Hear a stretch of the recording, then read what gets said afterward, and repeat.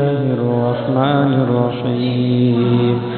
يا أيها الذين آمنوا إذا نودي للصلاة من يوم الجمعة فاسعوا إلى ذكر الله وذروا البيع ذلكم خير لكم إن كنتم تعلمون فإذا قضيت الصلاة فانتشروا في الأرض وابتغوا من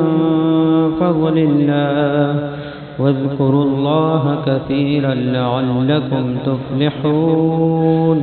وإذا رأوا تجارة أو لهوا انفضوا إليه وتركوا قائما قل ما عند الله خير